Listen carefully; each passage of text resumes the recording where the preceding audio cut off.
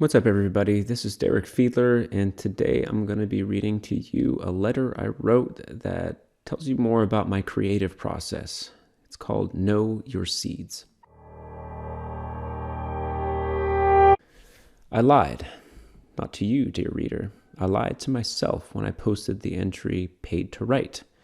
I made the case that my day job pays me to write, which makes me a paid writer, and therefore I am fulfilling my calling. But is writing itself my calling?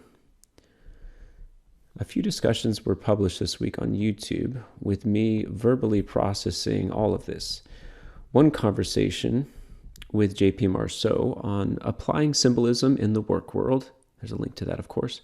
The other is an epic roundtable discussion with middle-class myth makers on how to make good myths in modern times. Again, it's a link to that as well.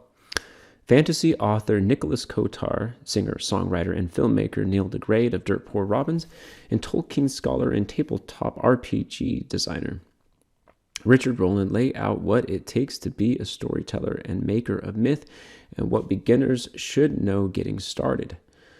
Through these conversations, a subtle but critical detail availed itself. Some people love to write. It matters not what they are writing. Their assignment could be to write anything from a fantasy fiction to a grant proposal to an obituary. And there's a link or a footnote that connects to one of the articles I wrote for the Symbolic World blog that has to do with how difficult it really is in writing a 200-word obituary for someone's entire life. Whatever it is, within a certain moral framework, writing is an end in itself, and they are pleased to be compensated for their work. The same applies to YouTube. Some love making videos, growing an audience, and monetizing their content.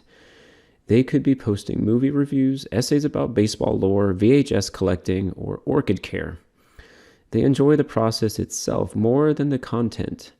They are about the mechanics of crafting than what they are crafting. And that's not me. I work the other way around. Writing is not my calling. The stories are. Since I was a teenager, ideas for stories arrive in my mind like guests arriving at your door.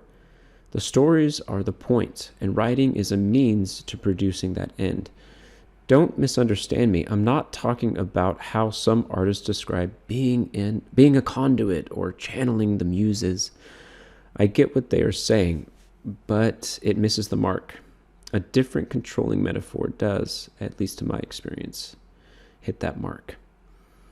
Martin Laird, in his book Into the Silent Lands, describes a gardener and his seeds. The type of seeds inform the gardener what needs to be done to bring the plants into fruition. What types of seeds have you been given? Here is my quick list from the last post, Opening the Trunk. I'm working on a more comprehensive one and plan to post it by the new year. Fantasy epics, music concept albums, graphic novels, historical fiction, and a mystical memoir. Yes, I have received quite the eclectic collection of ideas. I'm uninterested in picking a niche genre and drilling content. I'm convicted by cultivating the seeds I've been given, not manufacturing cash crops. What can I say? I've never been one for monocropping. Even so, the point is that I plant what I've been given. If, from here on out, I get nothing but sci-fi dramas, then so be it. I get an idea, a special kind of an idea, a sacred idea. Then it is up to me to tend to it, to partner with the pattern.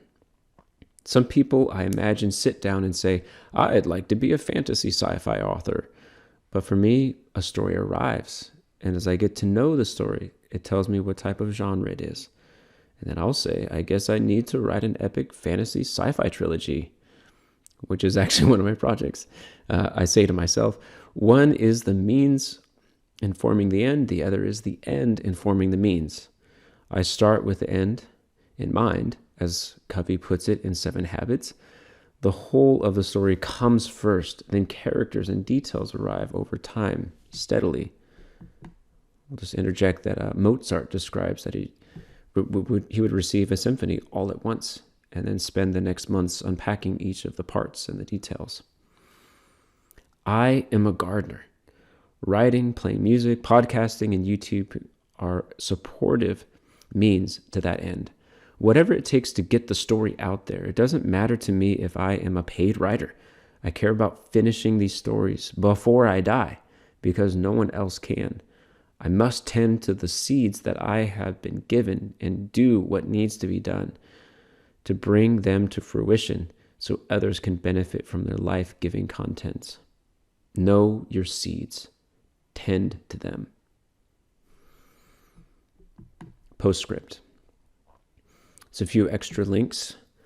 One is the Watch Andor, the clip from How to Make Good Myths podcast.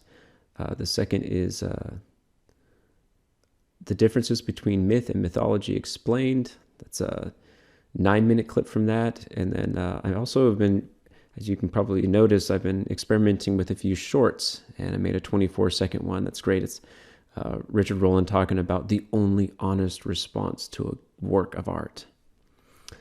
And he tells you what that is. Then I also left a link about the conversation with Mathieu Peugeot that premiered in December of 2022. A few other notes is based on what I wrote earlier in this letter, is I go into more detail about one of the topics in a post called The Calling in Your Heart. And then I picked up the term controlling metaphor from Alistair Roberts in his book Echoes of Exodus. I elaborated upon controlling metaphors in my short video here on the YouTube channel called How to Read the Bible Musically. Another one is a big shout out to Sam Wheatley for recommending the book Into the Silent Land in the comment sections of the post Purpose in the Pain. My friend Andrew Tran and I are reading it together, and I'll just add that we finished it, and I hope that it'll be one of our first book club discussions. So maybe if you haven't, grab a copy of that book and be able to join us for the book club. It's been a blessing to read thus far. You can hear Andrew's story in one of my podcasts from 2022 about becoming whole, or becoming a whole person. And lastly, if you want to hear more about permaculture, regenerative gardening, and the symbolism and deeper meaning of that practice, I have a playlist of the discussions that I've had with gardeners and farmers, especially the ones with Evan Dukas and Steve Larson. So be sure to check that out if you're interested. From the comment section, I just wanted to say that thank you, Katie. Yours is the comment of the week. It says, how does one figure out what seeds they've been given besides planting them? Thank you for listening. Be sure to subscribe to this YouTube channel. And if you want a deeper look, you can go over to my website and subscribe to my Substack letters.